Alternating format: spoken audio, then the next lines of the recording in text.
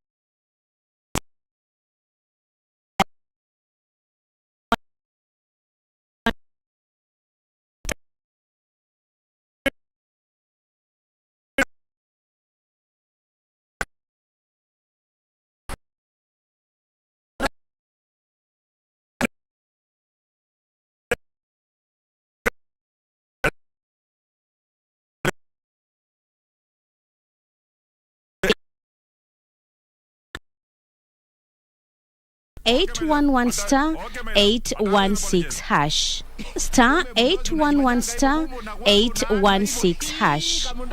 As campaign intensified for the upcoming general election, what does all this mean for you, the voter? What do the candidates have to offer?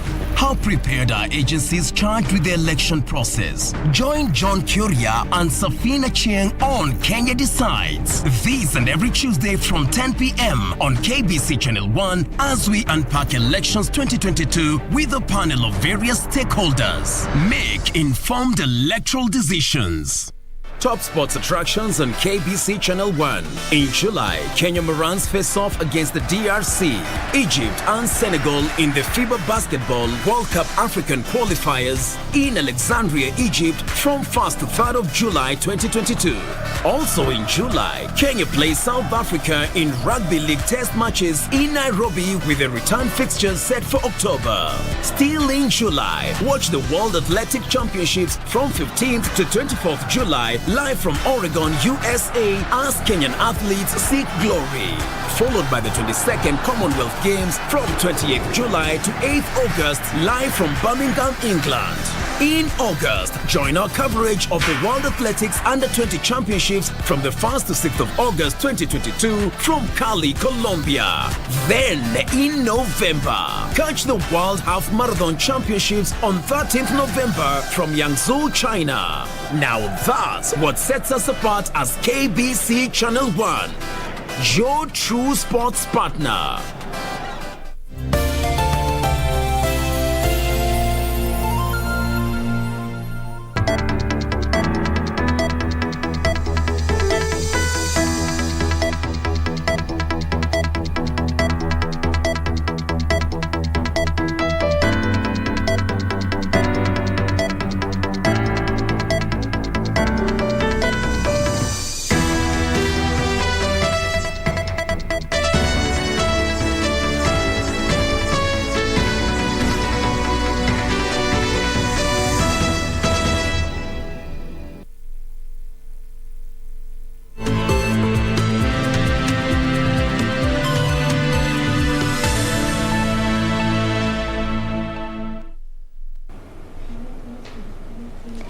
Good afternoon. This is Lunchtime News. Well, we have so much in store for you. My name is Jackie Wambiru. Sign language interpreter is Lensa Odingo. Now, remember, you can interact with us on our social media handles at KBC Channel 1. And now, to kick us off, a section of the National Council of Churches of Kenya Kiambu chapter says that they will be delivering the community manifesto to presidential flag bearers so that the issues affecting the community can be addressed. The men of cloth were joined by their counterparts from SUPKEM in expressing their concerns that some of the manifestos of the flag bearers contradict religious values. The clergy further urged the electorate to maintain peace during and after the elections, adding that they have a role in scrutinizing and guiding their followers to sober-minded leaders. Nilivyotangulia kusema madai ya katika ngazi ya kiuchumi, kijamii na kisiasa ambayo tutayawasilisha kwa viongozi hawa kupitia kongamano ambalo linalokuja baadaye. But we have to give to the churches and these leaders to go and teach where they are leading, so that all those people also should have this in their minds, how to go about. Based on our youth, we know most of them, they are very much educated and they are still very jobless, and we need to get a way of creating employment for them, because when they are idling around here, they'll be engaged in bad company. In other news, residents from Jumbo in Rabai, Kilifi County are decrying increased environmental pollution in the area. The residents are now demanding for immediate closure of a metal manufacturing company, which they say is polluting the environment and causing health hazards in the area. Residents from Jumbo in Rabai, Kilifi County, led by Harrison Ganzi, a village elder, noted that children in particular have been suffering from various respiratory diseases such as chest pains and uncontrolled coughing due to dangerous smoke and chemicals emitted by the company. Kumekuwa na uchafuzi mwingi, tukianza na kelele. Hali ya anga imekuwa ni mbaya kwa sababu moshi unaotoka kwa hiyo kampuni una madhara mengi sana. Huu moshi umeniathiri paka mimi kifua changu. Inakuwa kama ni TB sijui ni nini, nasikia kila wakati paka nikohoe. Na sijui mtoto mdogo kama hawa watoto wadogo umri wao wataendaje ikiwa sasa kama mimi tayari nasikia kuumia. Na watu tunapokuamba tunalamika hivyo, akija wale watu wa neema, watu gani, hatujua anafanywa nini hapo ndani. Maana atazungumza mazuri alafu baadaye lakini hakuna mafuatiliziaji yanaendelea. Inakuwa tu hivyo si bado tunabaki tu tukidua hivyo. Jumbo Metal Millers Management nonetheless denied the claims, accusing the residents of malice and ill motives against the company. Sewage hapa kuna sewage. Sijui mambo ya sewage imetoka wapi. Nasema waste ni kidogo sana, na hiyo sisi naweka kwa shamba yetu na pale ile iko simu. Javinda Patel, the company general manager, however, admitted the problem of smoke coming from the furnace has been there and mitigation measures are already in place to curb it once and for all. Moshi, okay, sikatai, saa ingine natoka kama iko sida. It doesn't mean smokes natoka saa yote. Hiyo ni wakati na charge hiyo raw material in furnace, ile shakar naweka na sukuma kidogo kando. Hiyo 5-10 minutes saa ingine natoka. Jacqueline Masharia for Lunchtime News. The war against cervical cancer has received a boost following the donation of cryotherapy and thermoablation equipment to the Kenya Medical Training College. The equipment is expected to aid in training, diagnosis and research. This strategy recognizes prevention, screening, and early detection as key cost-effective interventions, which, if successfully implemented, will definitely reduce the burden of the disease. Again, this strategy syncs very well with one of the key big four agendas, the agenda of universal health coverage, where we all aspire to increase access to quality healthcare services and ensuring financial protection of the population as they access service, protecting them from catastrophic health expenditure, which tends to leave households extremely poor. So cervical cancer is number 2 according to the Kenya Cancer Registry in terms of the burden of the disease, but becomes number 1 in terms of mortality.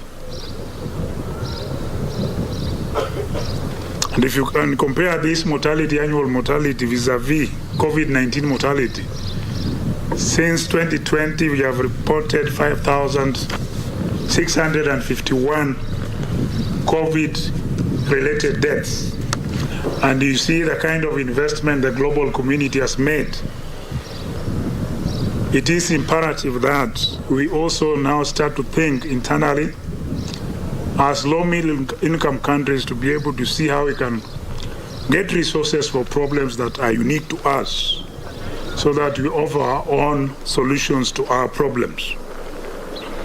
The WHO launched a global strategy to accelerate the elimination of cervical cancer as a public health problem in 2020 with the 90-70-90 targets to be achieved by 2030. I'm very grateful for the partnership that we've seen from Chai and JPEGO to allow for the graduates of KMTC and the faculty of KMTC to be part of that conversation and to provide care, to partner in providing care.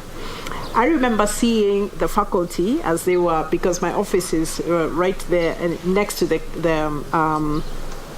hall that they were using for their training here in Nairobi, and I would remember seeing them coming for their classes, and I would like to say that I saw a lot of dedicated faculty members wanting to gain skills and knowledge. And I remember the excitement also when the buses came, when people were now going out into the county to go for their practicum. Anyway, from matters held, an alternative dispute resolution program has been held as the answer to the perennial conflict between communities living along the Isiolo-Garissa border. The program has seen elders brainstorm on how the region can end the numerous cases of cattle rustling and killings, which has brought untold suffering to locals for decades. Speaking in Garbatula on Monday during a meeting that brought together sub-county peace committees and administration officials, Garbatula Deputy County Commissioner Stephen Nyakundi and Isiolo Peace Link Executive Director Abdia Mohammed lauded the effort by the Borana elders from Isiolo and their Somali neighbors from Lagdera in Garissa County. The elders track and return the animals without the help of the police. Kwa mwezi moja ambao ulipita tumefaulu kupata mifugo ambayo ilikuwa imepotea kwa kila upande na tumefaulu kurudishia wenyewe.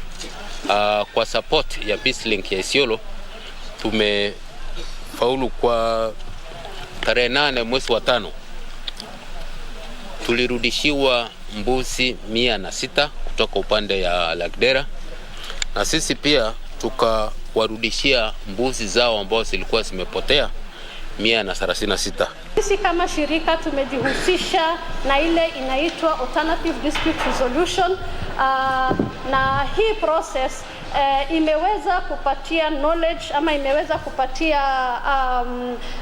ujuzi ya kufanya kazi ya amani.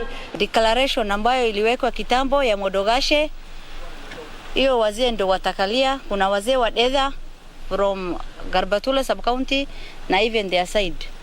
So sisi watu wa Garbatula tumesema tuko tayari kwa amani. Isiolo Peace Link Executive Director Abdia Mohammed challenged the sub-county peace committees to also consider involving women in the peace process. UN Security Resolution 1325 hii inasisitiza uhusishaji wa akina mama katika mambo ya peace process. Kwa hivyo tafadhalini tuhusishe akina mama katika hii mambo ya peace process. Tumekubali siku ya leo kwamba kama kuna mali imepotea ama imechukuliwa na ikaingia kwa upande yote tuweze kurudisha hiyo mali. Benane Location Senior Chief Abdinasir Abdullahi, who led the team from Lagdera, reiterated that the two neighboring communities will overcome the perennial insecurity challenges if they continue working together. The Alternative Dispute Resolution Program has seen hundreds of stolen cattle, camels and goats recovered from both counties and handed back to the rightful owners in the last few months. For Lunchtime News, I'm Ben Troinjue. Still on matters politics, Baringo County Governor Stanley Kiptis has urged Kenyans to uphold peace as the campaigns intensify countrywide ahead of the general election. Speaking while distributing bursary to needy students, Kiptis noted the election is a process and should not divide Kenyans along tribal lines. Speaking while distributing bursary to needy students, Baringo County Governor Stanley Kiptis has called on Kenyans to maintain peace before and after the August 9th general election. Wananchi wameheshimu IEBC na kuheshimu serikali na kuheshimu wakati huu mzuri. Tuendelee kuonesha namna hii. Hata wakikuja kule villages kuomba kura. Tuheshimu? Yes, tupendane. Niliambia nyinyi tarehe 9 usiku ama tarehe 10 asubuhi. Ule jirani yako ni ule. Chair for Inter-Religious Council of Kenya, Bishop Musa Kamuren, urged youth not to be used by politicians to cause chaos. Unapochagua viongozi, chagueni viongozi ambaye ni viongozi watumishi, viongozi ambaye watatuletea maisha mzuri ili tuweze kuendelea.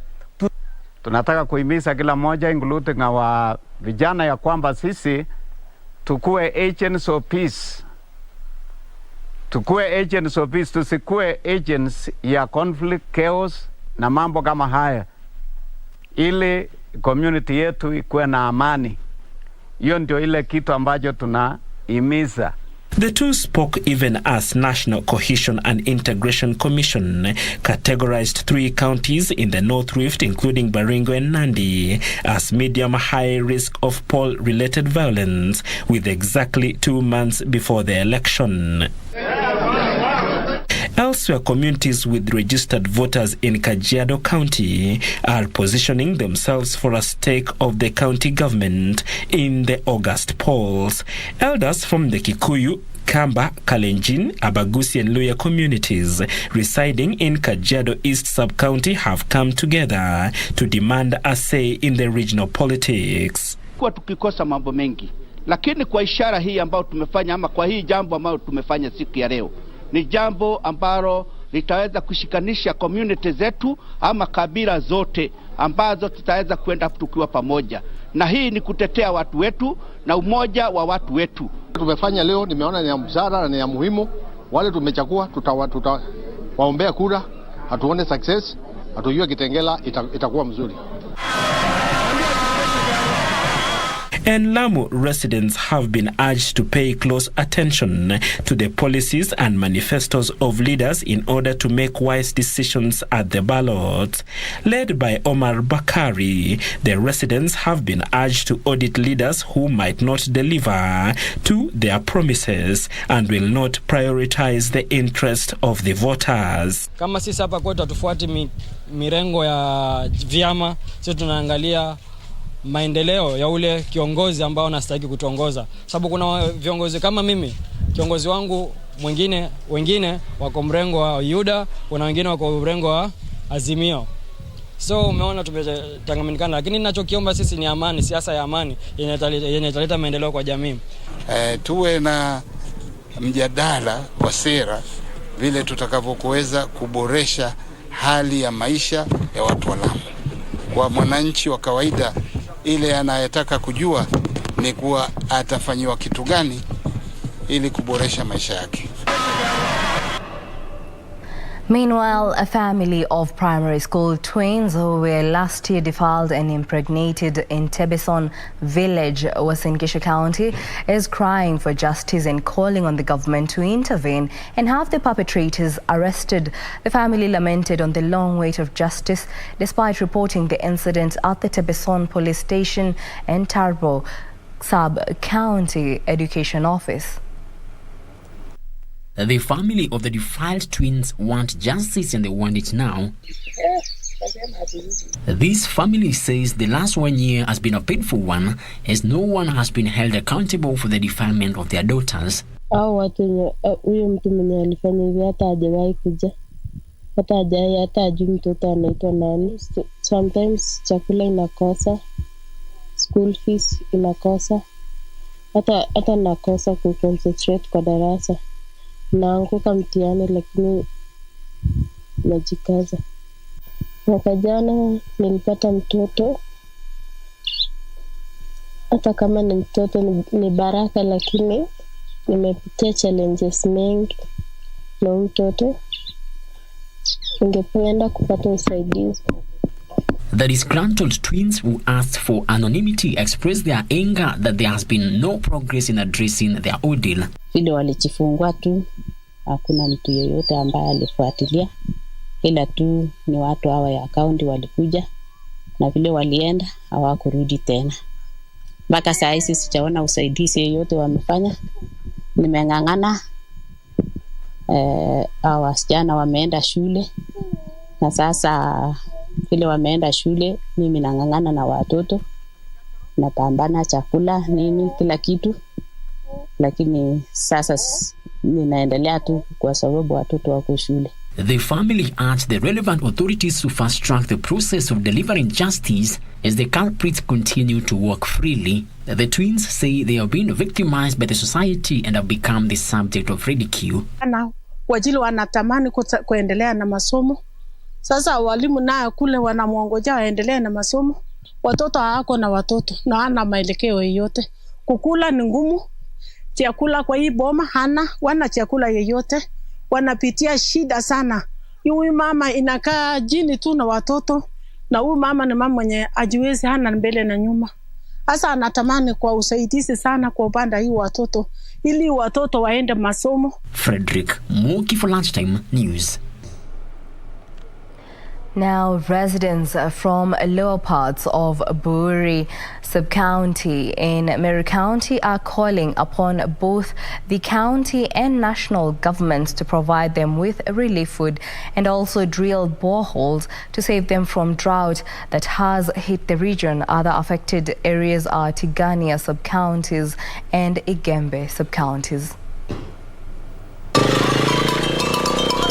According to data from Meru County Steering Committee, about 100,000 residents in the region are facing drought owing to insufficient rain. Buuri, Tigania and Igembe sub-counties are the most affected. Tumekaa miaka karibu 3 hakujanyesha mvua, lakini kile tunategemea ni hizi mbuzi zetu tunauza, watoto wakifukuzwa shule ni hizi mbuzi tunauza, lakini saa hizi waizi nao ndio wameanza kukuja tena. Learning has also been disrupted, hence the need to introduce a school feeding program in the area. Kwa wakati huu kuna kiangazi kali na hiyo kiangazi imeathiri watu wengi. Mifugo wameathirika, wanafunzi wameathirika. Kwa wakati huu kuna wanafunzi hawaendi shule kwa sababu hawana chakula. Hata walimu wengi wakuu wananipigia kuniambia sasa leo hii sijapata 20% 30% ya watoto hawajakuja. According to the United Nations Office for the Coordination of Humanitarian Affairs, 3.5 million Kenyans are facing hunger due to acute drought, and consecutive poor rainy seasons could prove disastrous. Elvis Otieno reported for Lunchtime News. And now on matters education, the International Development Research Center has rolled out a training program for mathematics teachers in high schools across the country. KBC University Vice Chancellor Professor Isaac Epara says the training will help teachers retool their skills, reload their knowledge and refocus their attitude to make mathematics an interesting subject to learners. Official data shows that enrollment at public universities dipped last year for the first time in 3 years, in a period that saw the intake at technical colleges offering diploma and certificate courses increase by 22%. According to the Kenya National Bureau of Statistics report, students joining public universities for undergraduate degrees dropped to 448,482 from 452,089 the previous year. Enrollment at technical and vocational education and training TVETs hit 265,095 from 217,440. Well, we do apologize for that. We shall be bringing you that report once we come back. For now, we'll be taking a short break. Don't go too far. We still have more news coming up.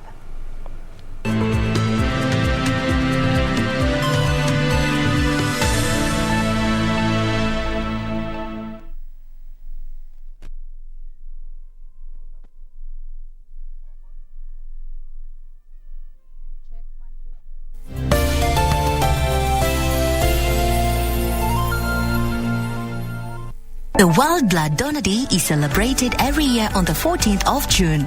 This year's theme is donating blood as a sign of solidarity. This event will be held at Olkalau in Nyandarua County and will be presided over by Mutai Kagwe, the CS of Health. Safe blood transfusions are critical aspects of care and public health, and there's need for a consistent blood bank in Kenya, as there's someone who needs blood every 2 seconds. You are encouraged to regularly and voluntarily donate blood in order to address the current shortage. Help save lives by donating blood. Do you have a news story to share with KBC? Get in touch swiftly on email news@kbc.co.ke or call 0723 892 654 or 0734 780 124.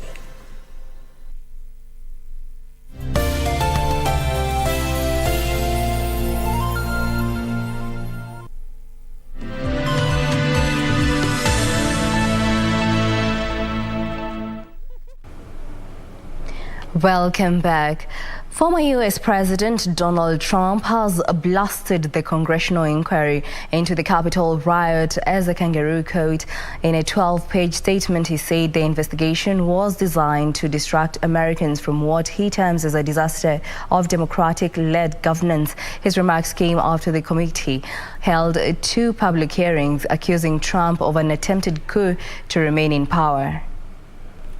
The panel investigating the January 6th riot on Monday detailed evidence of provisions among Trump aides over whether to accept his election loss. Supporters of Trump stormed Congress on January 6, 2021 in a bid to thwart certification of Joe Biden's election victory. A separate ongoing criminal investigation has led to more than 800 arrests in nearly every state. But Trump, in a statement, said 17 months after the events of the January 6th, Democrats are unable to offer solutions. Trump went ahead to say that they are desperate to change the narrative of a failing nation without even making mention of the havoc and death caused by the radical left just months earlier. Trump accused the committee of treason, referring to the Democratic-led House of Representatives Select Committee that has been conducting the inquiry for the past.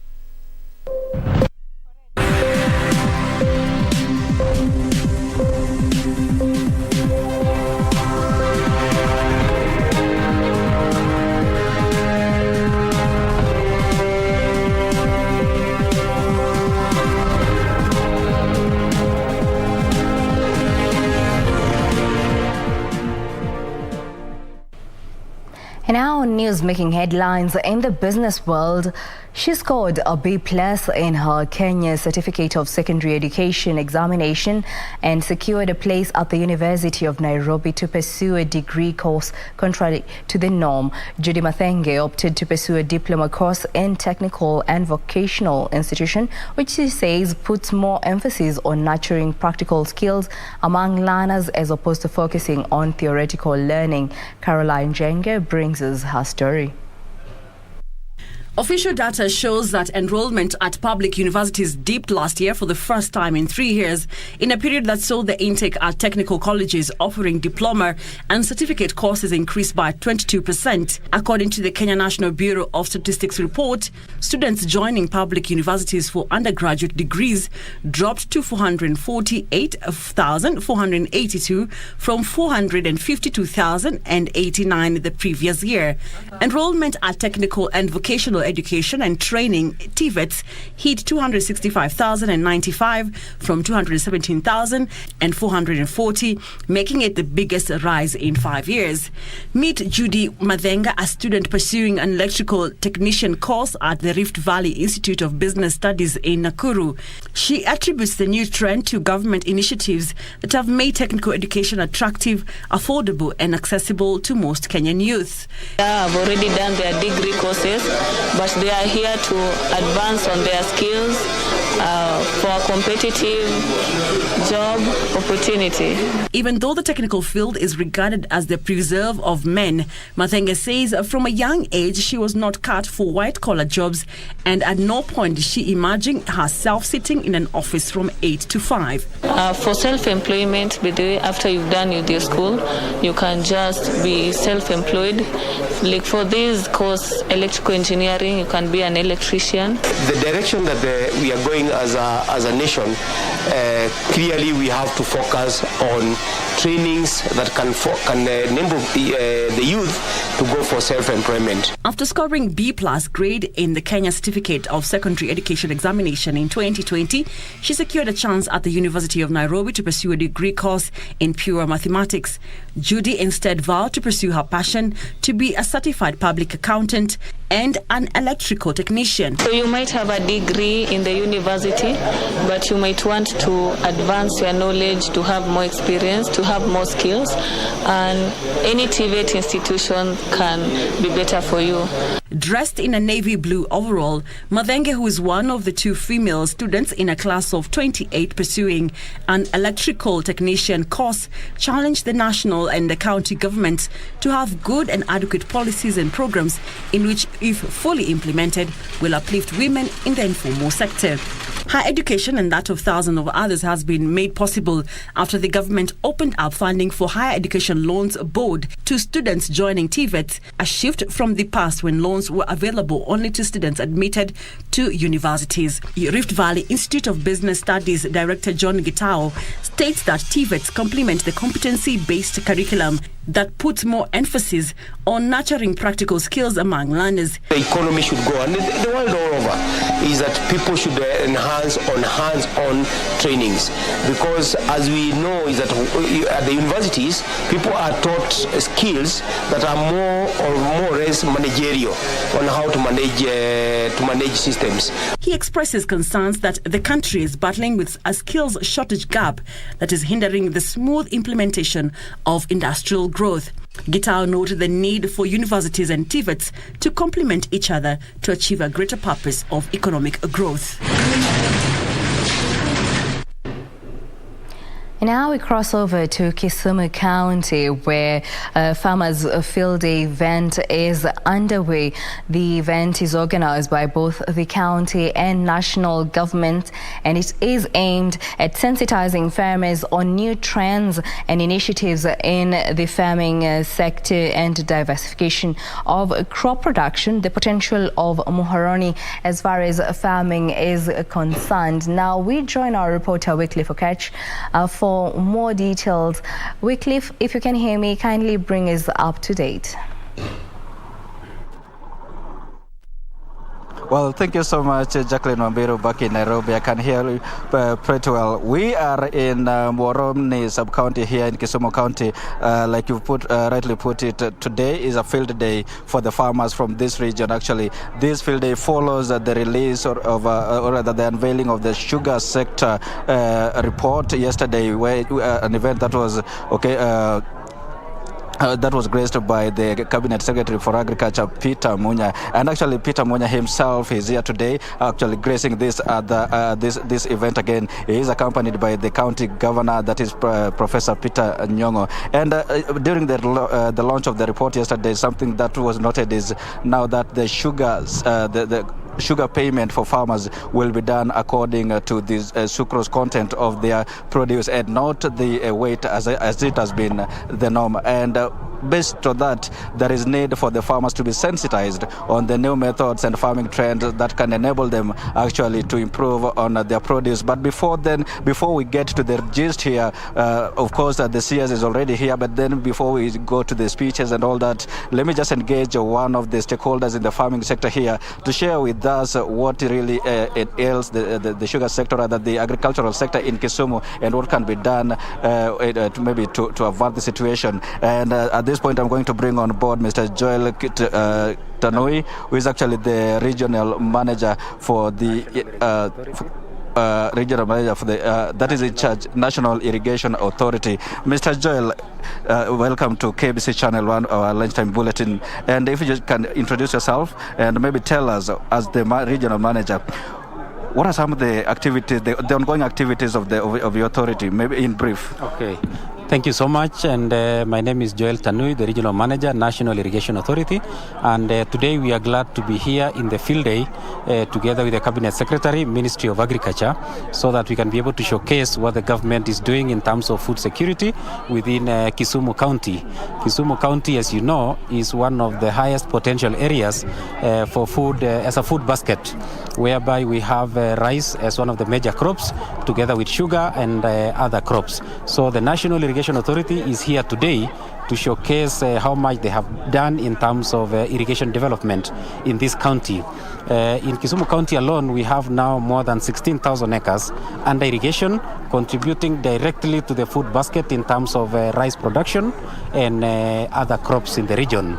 So basically, the farmers here are now able to learn about the latest technologies in terms of irrigation. We are also here to showcase the issue of food security in terms of other crops like growing of avocado, macadamia, mangoes, which has not been the tradition of the region, but it is a new area where we are telling the farmers to diversify to ensure that we all meet the Big Four agenda of the president. That's very right. Actually, you've got into the question I wanted to ask next. When we talk about crop diversification, this is a region that is known for its sugar farming. What are the crops that can maybe our farmers can engage into, maybe to increase their produce? Yes, thank you. You've seen that this region, particularly the entire Kisumu or Lake Victoria belt, has very good weather, very good soils and abundant water supply for agricultural production. So what we are looking at is, apart from sugar, we are now encouraging the farmers in the region to venture into rice competitively. Some are venturing into maize, and of late, majority of the farmers are now going into commercial sorghum production to be able to supply our newly opened industries, beer making industry in Kisumu. We are also looking at legumes and cereals because of the high demand for raw materials for the upcoming industries in the region. So you do realize that majority of the farmers now are moving from just only sugar sector oriented to cereal oriented region, and therefore we are here to support them with irrigation facilities, irrigation services, so that they can be able to double issues to do with production and be able to diversify. Yesterday there was a report that was launched by the sugar sector that now sugarcane farmers will be compensated based on the sucrose content of their produce and not the weight. Yes. According to you, what really informed that decision, and what really can the farmers do maybe to improve on the produce? Thank you. It is a welcome decision, or it's a welcome policy, so that farmers are paid based on the quality. This therefore encourages farmers to produce quality cane, and this now throws the ball back to us in terms of ensuring the sugarcane farmers in the region actually grow sugarcane using the right agronomic practices, using the latest technologies, so that they can meet the market demand. Currently, the agricultural market is demand-driven in terms of quality. So the sugarcane is based on quality. So if you can be able to supply industries with high quality sucrose content from the sugar industries, then it means you can be able to fetch a higher price. So the farmers, first of all, will be able to have a higher price based on the sucrose content, and therefore we'll be able to sell our sugarcane competitively in the market. Thank you so much, Mr. Joel. Jackie, like you've heard it right from Mr. Joel, Mr. Joel actually is the regional manager for the National Irrigation Authority, talking to us about the crop diversification concept, and he's saying that the authority is actually organizing sensitization forums for the local farmers here to be taught and maybe told about the new trends in farming so that they can improve on the quality of their produce. Well, like I've told you before, the CS Munya and the County Governor Professor Nyang'nyong'o have already arrived here, and they've been taken across, just to the various stands here that have been where they're being shown about the new technologies that the farmers are engaging actually to improve on their produce. This is something we're monitoring, and more details of this will compile them comprehensively in our subsequent bulletins. Jackie, it's back to you so that we can continue with the bulletin. Well, thank you so much, Wycliffe Okech, with an update there on the Farmers Field Day event that is currently underway in Kisumu County. We now move on. The International Development Research Center has rolled out a training program for mathematics teachers in high schools across the country. Kibabii University Vice Chancellor Professor Isaac Ipara says the training will help teachers retool their skills, reload their knowledge, and refocus their attitude to make mathematics mathematics, an interesting subject to learners. The training brings together 3 universities, namely the National University of Zambia, University of Dar es Salaam, and Kibabii University. Kibabii University Vice-Chancellor Professor Isaac Ipara Odeo said teachers attending the training will benefit from new skills, reload their knowledge, and refocus their attitude to make mathematics an interesting subject to learners. This program is actually meant to help teachers who are already in service to make mathematics an interesting subject that learners would like, and a subject that can be taught well within the current environment that has many challenges. And one of these things is how do we make the subject applicable to day-to-day life? He said there are 10 mathematics experts from Tanzania who would share their new knowledge, discoveries, and innovation out of their research that they have conducted. In this training, we have 10 experts in mathematics from Tanzania.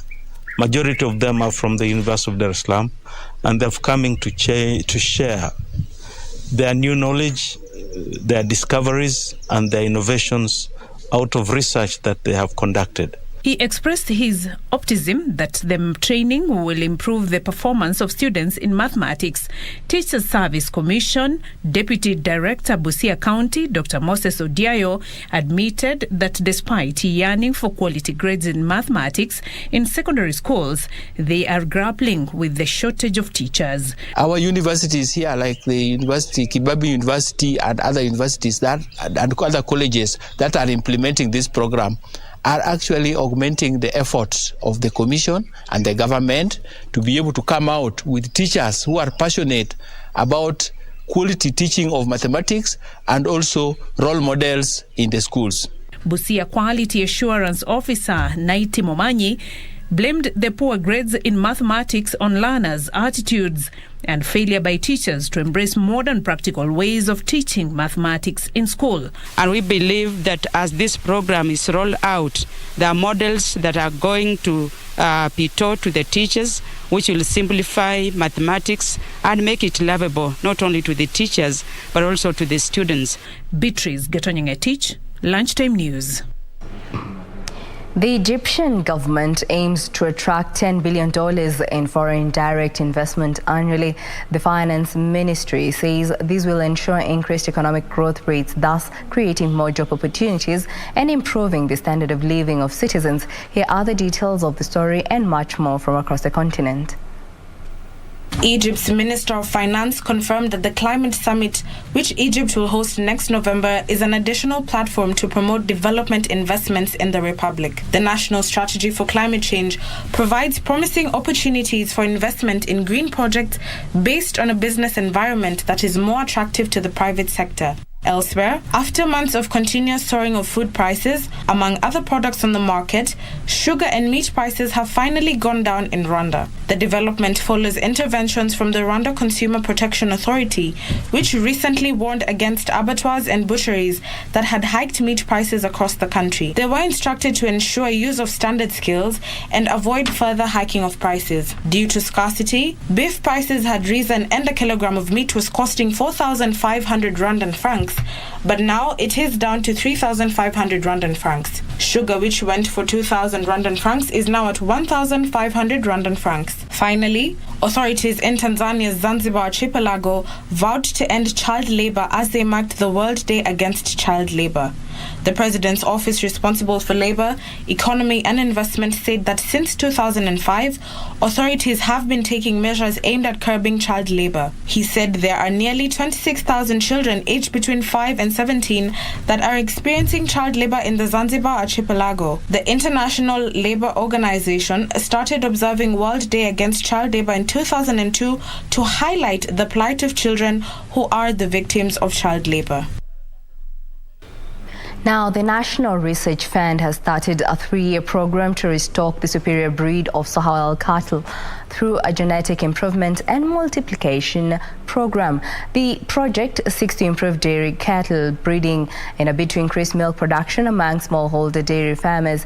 The Kenya Agriculture and Livestock Research Organization says the project has already started in Narok County with a target to roll it out in all the arid and semi-arid counties in the country.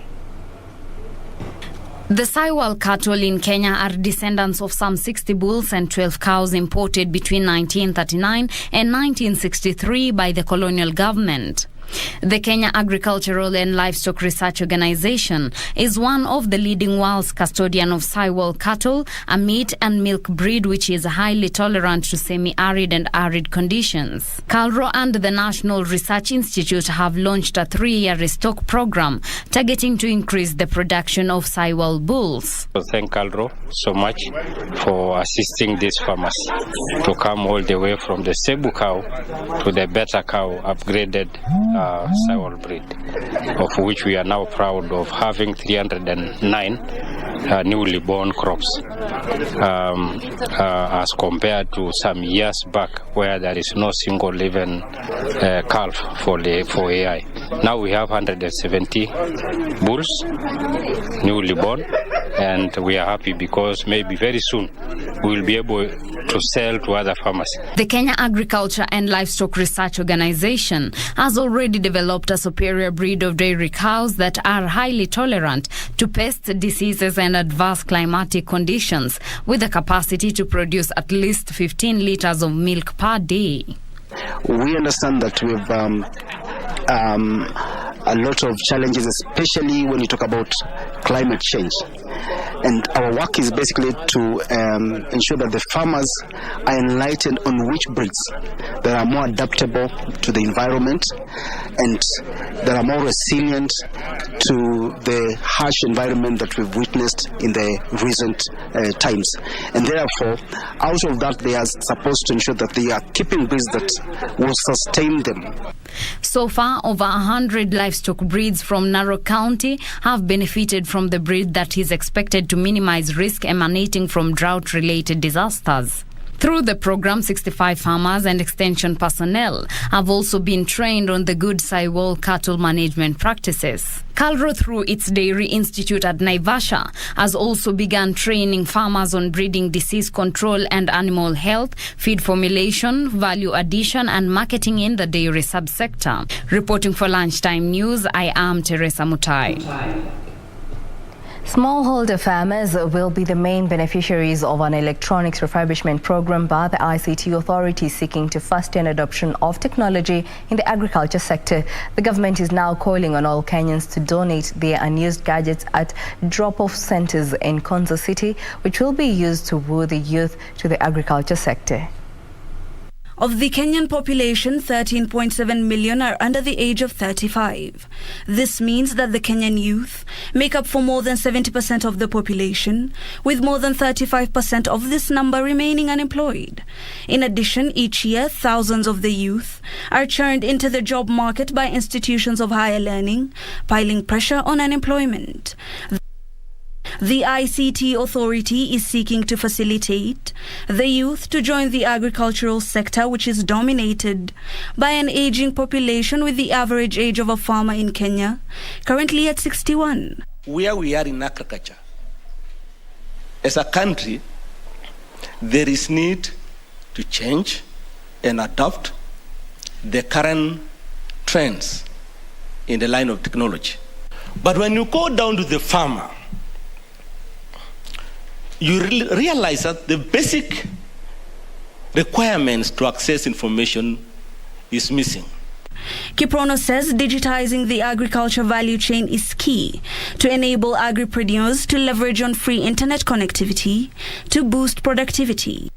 He also urges counties to employ young extension officers who can help elderly farmers incorporate technology into their practices. And the idea here is to be able to provide interventions that are market tested, farmer ready, and poised to provide the impact that will cascade across the food systems. Because if we are talking about the farmer today and you had the average age, in another 10 years, 15 years, who will be that farmer? It is this youth. It is. By so doing, you will really spur innovation. You will spur economic growth. You will make everybody productive. Those in the agricultural value chain say the perception of the youth towards agriculture still remains dismal. Hibak Said for Lunchtime News.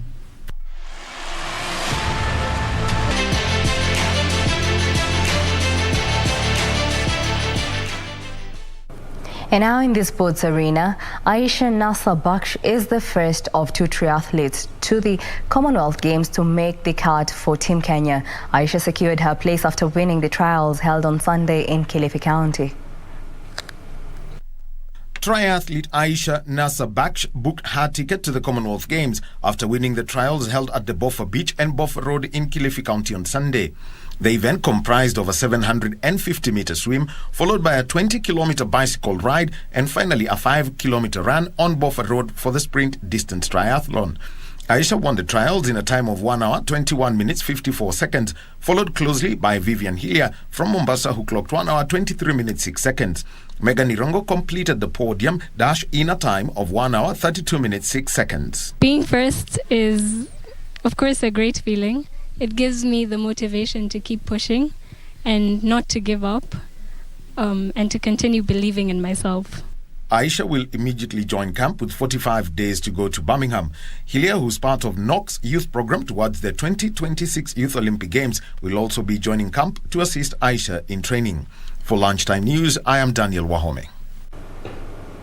Victor Osimhen scored 4 goals as Nigeria thrashed Minnows, Sao Tome and Principe 10-0 in the 2023 Africa Cup of Nations qualifier match. Nigeria now joins holders Senegal, Algeria, Burkina Faso, Mali and Morocco with 2 wins from their first 2 qualifiers, with the next 2 rounds of matches scheduled for September. Nigeria secured the top spot in Group A after massive victory of 10-0 against Sao Tome and Principe. The visitors had a perfect start of 3-0 in the first half.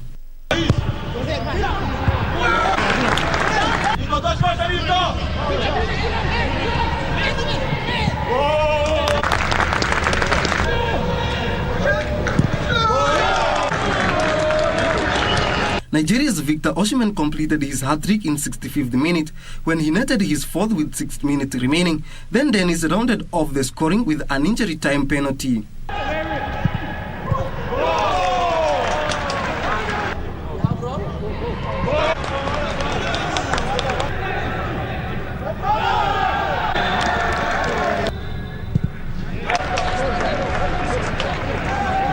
In Group K of African Cup of Nations, Morocco secured a 2-0 win against Liberia to lead the group with 6 points.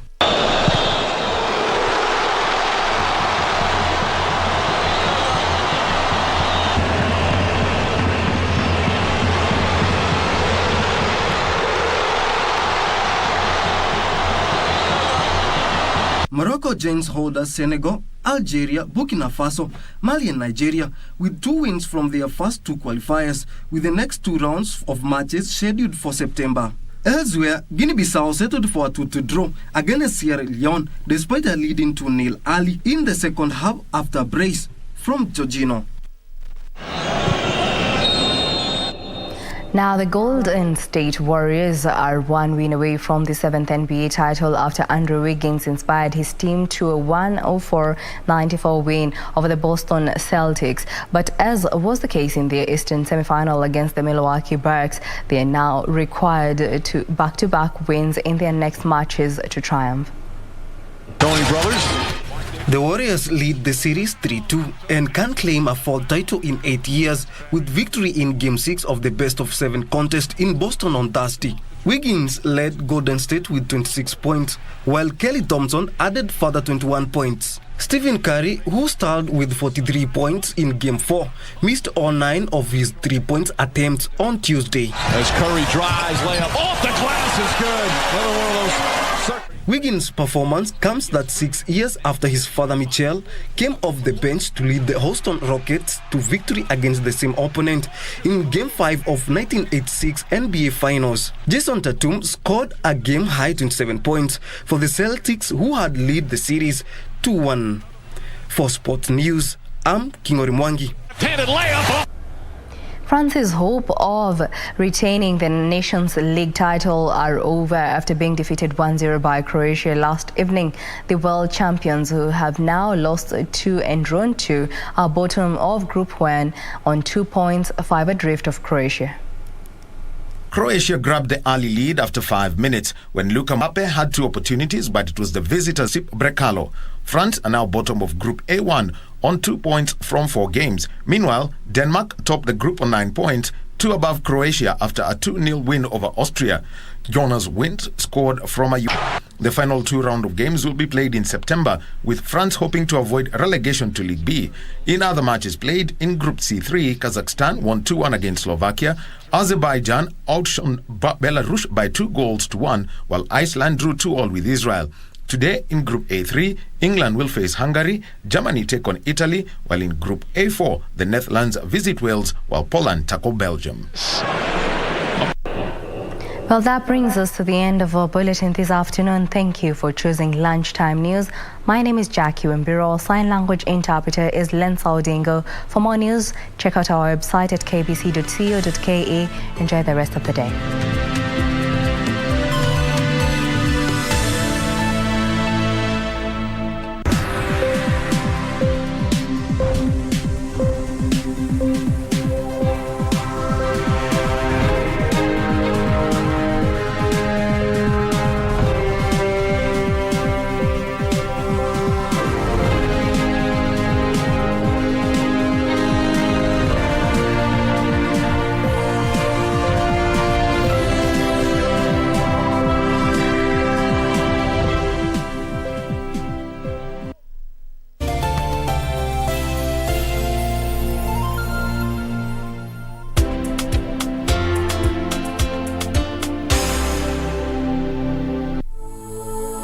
Every day, over 15 million members are transforming Africa.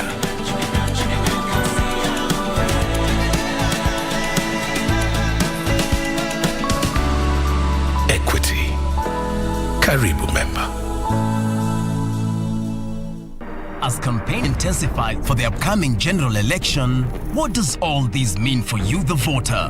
What do the candidates have to offer? How prepared are agencies charged with the election process? Join John Kuria and Safina Chieng on Kenya Decides. This and every Tuesday